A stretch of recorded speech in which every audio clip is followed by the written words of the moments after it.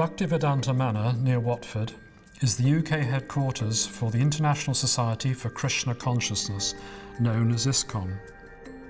What's striking is that inside this English stately home is a Hindu temple, where daily rituals of worship take place.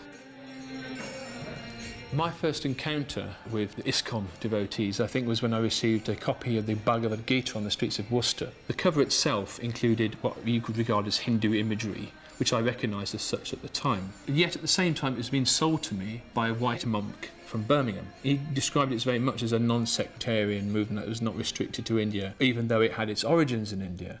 And I think that kind of tuned me in a little bit to the rest of what he had to say.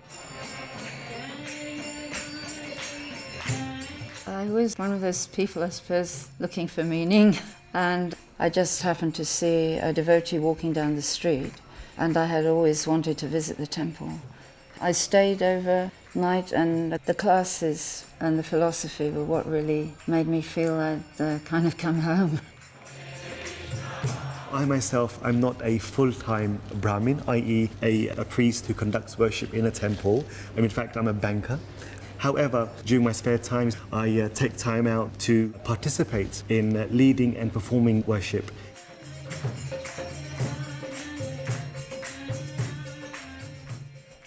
As you know, Iskcon's been described as a new religious movement. What kind of movement is it?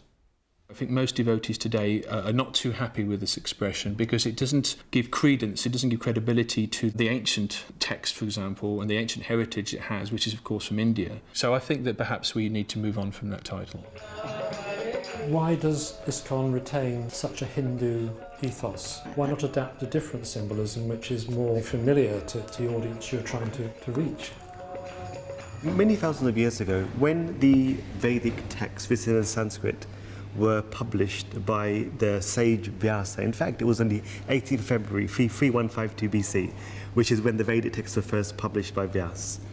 The object of the text wasn't only meant for the native Indians, it's universal principles of spirituality, universal principles of values and ethics, and therefore the essence of the scriptures wasn't actually only meant for what we now know as Indian people. The principles were always meant for global reform, global spirituality. Iskcon was founded in New York City in 1966 by A.C. Bhaktivedanta Swami, known by devotees as Srila Prabhupada. There's not been many sages or many gurus who have taken the teachings of the Vedas, of Krishna, and offered them for the upliftment and to add value to the world and society beyond India. But this, of course, was all at the instructions of his guru, Bhaktisiddhanta Saraswati Thakur, who was very desperate that the teachings of Chaitanya Mahaprabhu, which is our form of Hinduism, be spread throughout the world. When Srila Prabhupada was with us and talking about the 1960s and 1970s, often people call this the Hare Krishna explosion in the sense there was a large amount of young people. It was a time, I think, when karma was king. It was fashionable for people to embrace aspects of Hindu culture or Hindu imagery and so forth. Nowadays, actually, perhaps more so than the 1960s, guru, yoga, vegetarianism, mantra, kirtan, these type of things people know about. So actually, in some ways, it's easier to attract people. Prabhupada himself had passed away in 1977. However, by the mid-90s, there was an urgent need to put Prabhupada very much back at the centre of Iskcon. It's a way of maintaining the tradition, maintaining the culture of a guru-disciple relationship.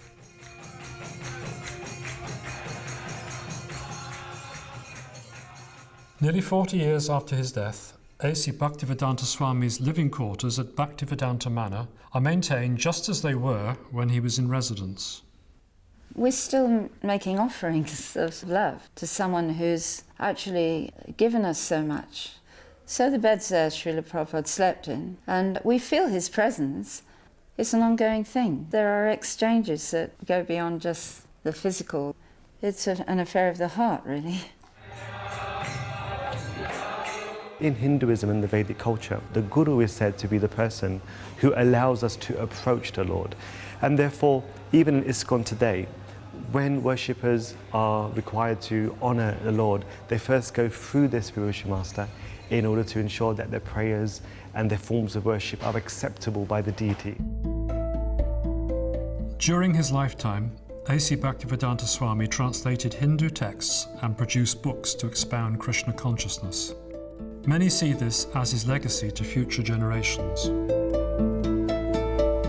He spent a huge amount of time and sacrifice to translate essential Vedic texts, such as the Bhagavad Gita and the 18,000 verse Srimad Bhagavatam. In doing so, he wanted to allow individuals who are not familiar with the ancient language of Sanskrit to still have the same access. Most of his translation work was all through the night. Maybe 2 or 3 hours he'd have sleep. And then after lunch he'd maybe just lie across his pillows where he was sitting for an hour or something. So his main concern was to get that knowledge out that had been passed down in the line of disciplic succession. He went through all the hard work of writing the books, translating the books, getting everything done. We don't have to do any of that hard work. We physically have just got the books. All we have to do is distribute. We have to just do that one aspect of it, whereas he was doing from beginning to end the whole thing by himself, and then everything else on top. There were two great things that he had that probably a lot of people don't have even to this day. That is a great command of English and a super command of Sanskrit. If you put the two together, then you will get a translation of the scriptures in a way as if you were reading the Sanskrit and understanding it.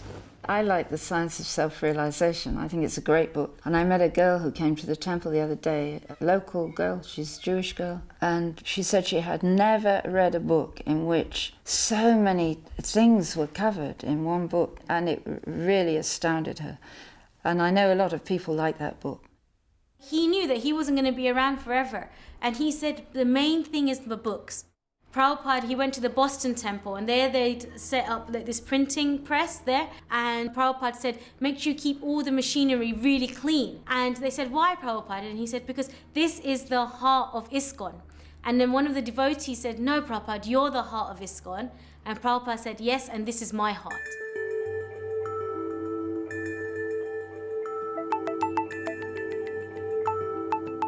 As well as communicating its message through translations of Hindu texts and the many books written by its founder, Iskcon has developed a distinctive style of art to convey its teaching, which is very evident at Bhaktivedanta Manor. Prabhupada would encourage all his devotees with artistic ability to do just that, paint for Krishna and create windows to the spiritual world.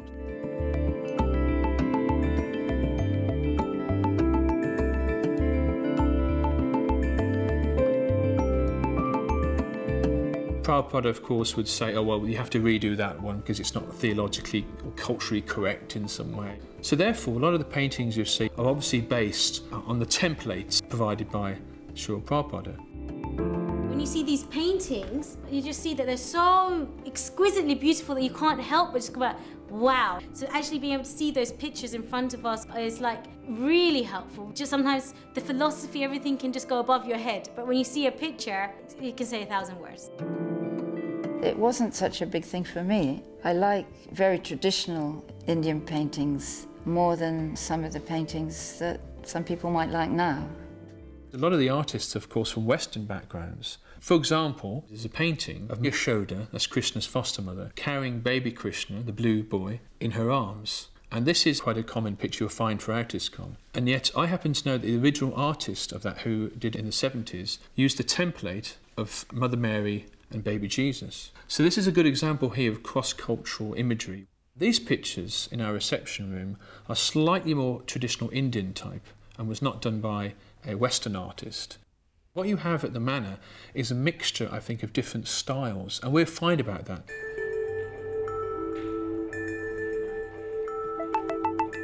Of course, they're all unified by the fact they're all devotional paintings.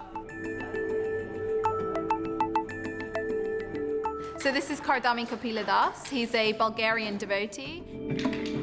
He joined the movement about 8 years ago. He's taken his spiritual life very, very seriously. He's also an initiated devotee into the movement. I think what's interesting is how he's used his art to express his devotion and his love of Krishna, and it's also in a mood of service. And you can see his love and his dedication in the art, and I think that's what makes it really special. Some of the most devotional paintings, as Prabhupada said, were ways that we could access the spiritual world.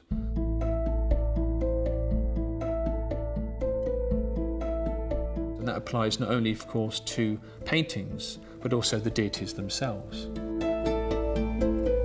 The deity is considered directly to be the manifestation of God. It is said that a spark of the energy of the Lord in the spiritual world comes from the heavens straight into the deity, and that deity then becomes manifested as the form of God. And therefore the deity, in Hinduism at least, allows a devotee to approach the Lord through the worship. I'm just trying to clarify whether there is an important distinction between the religious art we see on the walls here and, say, a murti. There's a different gradations of sacredness. The shrine itself, we have three-dimensional marble deities of Krishna, Radharani, Ram and so forth. And this is like the highest level, you could say, of deity worship.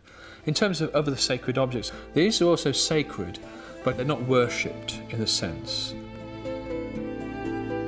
At the end of the day, we can't not see. We have to deal with this world. And the best way to deal with this world is including spiritual stimuli to our senses. So we smell the incense, we look at the paintings or the deities, or we touch sacred objects, we touch our beads on chanting. So all our senses are engaged in spiritual activity. For us, God and the spiritual realm is actually like a heaven, if you like. It's for form and variety and nature. So these are portrayed in all our imagery as well, as a way of gaining access to the spiritual world.